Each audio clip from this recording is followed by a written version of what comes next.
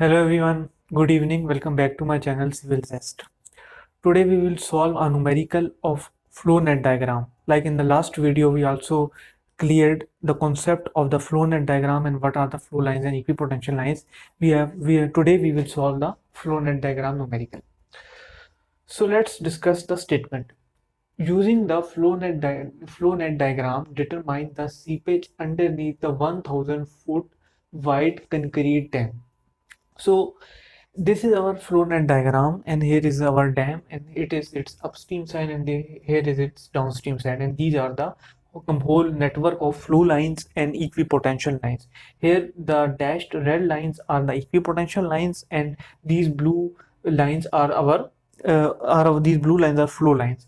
And here you can see the steel sheet pile cutoff. Here it is placed at the downstream side. It is our steel sheet pile cutoff, provided to give the stability of the dam, provided to provide the stability of the dam against the sliding. We use steel sheet cut pile. Next, see, and the velocity at point A in feet per hour, where the height of the net square is 19 feet. Now what we have to find, we have to find two things here. First of all, he is saying that we have to find the seepage. Seepage means Q, capital Q. We have to find the seepage loss in the whole dam, in the entire dam. It means that capital Q. From the small q, we have to find the capital Q. Next step, we have to find the velocity at point A in feet per hour, means velocity at point A. Here you can see that there is a flow field. Basically, net square is also a flow field. Flow field can be called as a net square, in which the net square is mentioned in the question. It can be called as net square of flow field. It is basically a space between two equipotential lines and two flow lines. So it is a net square where we consider a point A. We assume a point A, and this flow net square is 19 feet height, means its height is 19 feet and its width is 1 foot. We are assuming, means its width is 1 foot and height is 19 feet, we are assuming. So with the help of this data, we have to find the velocity at point A, means at which velocity the water is passing through the soil in this net square at a point, our assumed point A. So it is our assumed point A in this net square. Any point we can assume in this net square or flow field. Next, he is giving the data. The soil has a graphic GS is equal to 2.67 and D10 is equal to 0.01 millimeter.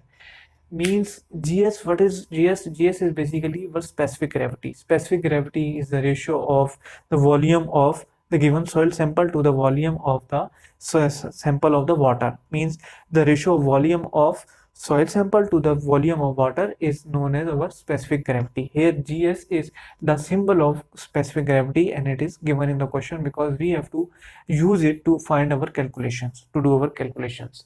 Next thing, you can see that there is D10 is equal to 0.01 millimeter. Now what is D10? D10 is basically defining that these particles are 10% particles are finer than this size. Basically, it is the effective size of particle. D10 or D60, there are different terms, and there is also a related term uniformity coefficient, but here D10 is the effective size of the particle, or you can say that D10 is the size at which the 10 particles are finer than this size. The only 10 particles are finer than this size. This size is known as D10. So basically it is a size, and this data is given in the question. Overestimate the flow by using Hazen's coefficient C is equal to 15 to determine the permeability K. Now Hazen's coefficient is also a coefficient which we use in our numerical equation, and through which we have to find its values given. C is equal to 15 to determine the permeability K. Now permeability is the hydraulic conductivity of the soil, which we have also studied in the last video, that Q is equal to KH into NF divided by ND. In that equation, K is the permeability or hydraulic conductivity of the soil. Now here we have to use this data to find the permeability, because permeability is not directly given. So it is little bit confusing as compared to the last numerical, because in last numerical K is directly given in the numerical, but in this numerical value of K is not directly given. We have to find the value of K permeability by the given data. Let's see, this is our written given data.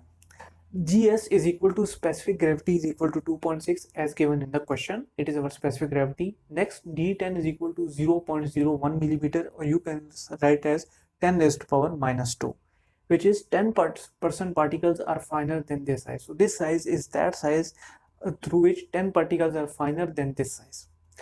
So it is based upon the sieve analysis that how can we differentiate the particle sizes. Hazen's coefficient is equal to C is equal to 15. Now it is also mentioned in the numerical. Now what is Hazen's coefficient? It basically comes from the Hazen's formula. Now there are different kinds of formulas in geotechnical engineering and soil mechanics. One of that formula is Hazen's formula, which we used in the solution of Flownet diagram numerical. So here we will use this formula, and this formula you can simply see that I have written it on this board. K is equal to C into D10 ka whole square. So this is our Hazen's formula, which with the help of the Hazen's formula we are finding the value of permeability or hydraulic conductivity of soil. So simply all the values are written. You can only calculate from this given data. You can see that K is equal to C15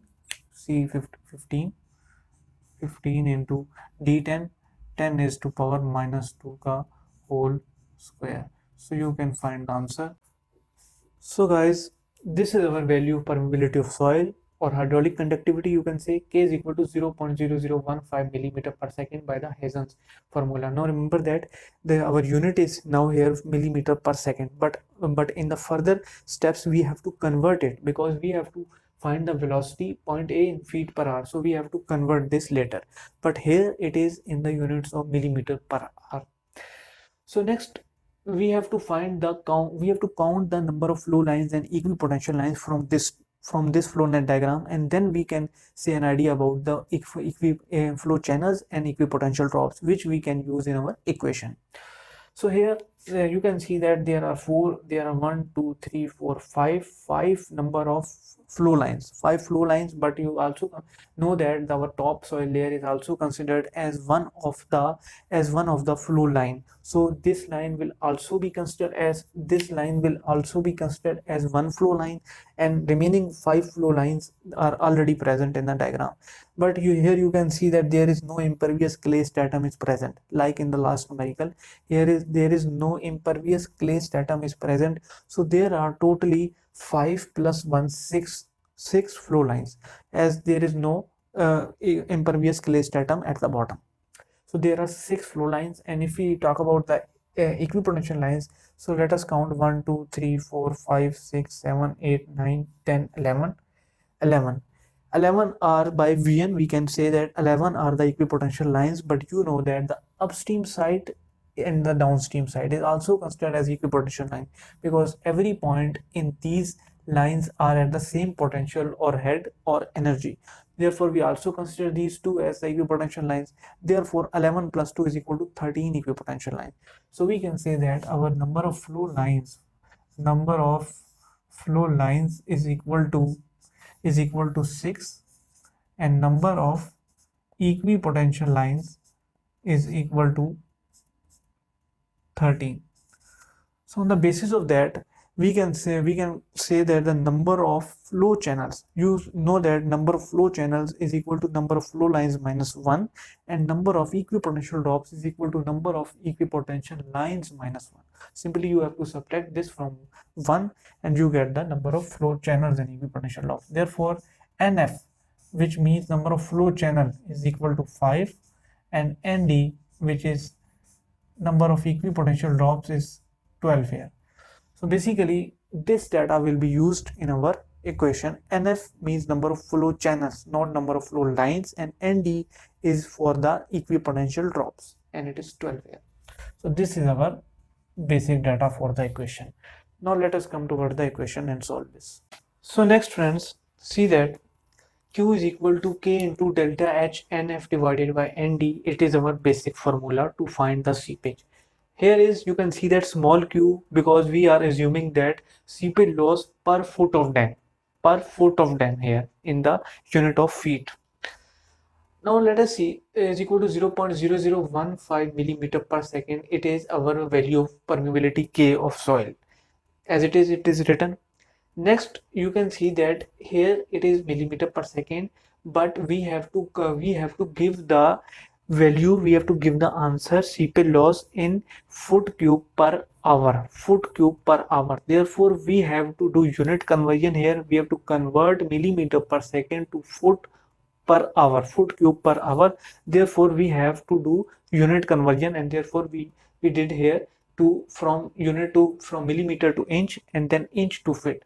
So here you can see that I have written 1 inch divided by 24, 5.4 millimeter, because 1 inch is equal to 25.4 millimeter. So here we have to convert millimeter to inch. Next we have we written here 1 foot divided by 12 inch, because we have to convert from inch to feet, inch to feet. So one by one we are converting to our units, exact units, foot cube per hour. Next you can see that 36 second divided by 1 hour, because in 1 hour there are 3600 seconds, and we have to use the unit of hour, not in seconds. We are bound to give our answer in hour, not in seconds. Therefore we have to convert, and we use this ratio 3600 seconds divided by 1 hour. Next, you can see that all these three brackets are for unit conversion. They are not the part of this formula. These are only written for the unit conversion of millimeter per second to foot cube per hour. But next, you can see that 30 minus 5, there it is our delta H, it is our head loss. You can see here, there is on the upstream side, the head is 30 feet, and on the downstream side, it is 5 feet. So 30 minus 5, 30 minus 5 is equal to 25 is our basically head difference here. Here in this diagram, 25 feet is our head difference, or you can say delta H or HL, head loss. So simply I have written 30 foot minus 5 foot into 5 by 12. This is basically this ratio, NF divided by ND, and we have discussed that NF is equal to 5 number of flow channels and number of equipotential drops 12, 5 by 12. Simply I calculated Q is equal to 0.185 foot cube per hour by our calculator. You can solve this foot cube per hour per feet of dam. As I have discussed that it is the seepage per feet of dam. Now we have to find the seepage of the total dam. So total dam, we have to use the symbol of Q for the total dam. Q is equal to L into Q, L into small q. L is given in the numerical. In the statement, seepage underneath the 1000 foot wide concrete dam, because the whole width of the concrete dam is given, which is 1000 feet. So here we use 1000 feet. Q is equal to L into Q, 1000 into 0.185 from this value, and simply we multiplied it and got 185 foot cube per hour. So basically this is our value for the total seepage loss of dam. Total seepage loss of dam 185 foot cube per hour. It is our value of Q, large Q. Now next is the part we have to find the velocity at point A, our assumed point A in this net field, in this net square or flow field, and it is 19 feet high and 1 feet wide. So next, see how we can find the velocity. So friends, let's find the velocity at point A. Here I have written the formula V is equal to Q divided by A. You know that the formula of velocity is Q divided by A, where Q is the our seepage loss. Q is our seepage, which we have already found, and A is our cross-sectional area of the flow field or net square. So here V is equal to Q divided by A. From this formula we have to find the velocity. Like you know that equation of continuity means AV is equal to A2 V2 is equal to A3 V3. From this equation we have find this equation V is equal to Q divided by A. Q is equal to AV. Q is equal to AV. From this equation we find V is equal to Q divided by A. Now here is a point that here we use small q, because here in this diagram we are showing, this diagram is representing the flow net diagram per foot of the dam. It is not the diagram of complete 1000 feet wide. The whole dam is complete 1000 feet wide, but here it is a diagram of 1 feet wide, 1 feet wide of the dam. So basically we have to use this small q, not this q. First of all, you have to clarify this point. We have to use this q to find the velocity. Next, you know that here is our flow field on net square, but there are total 5 flow channels. There are total 5 flow channels, but at the there is only one field, one flow field in which we have point A. So basically A point is only one flow channel. A point is only one flow channel, where in the last flow channel. So basically we have to find the one flow channel velocity point. So we have to divide it by 5. We have to divide q by 5, because here we have 5 flow channels, but we have to find the velocity of point A at only one flow channel. This velocity is only at the last flow channel.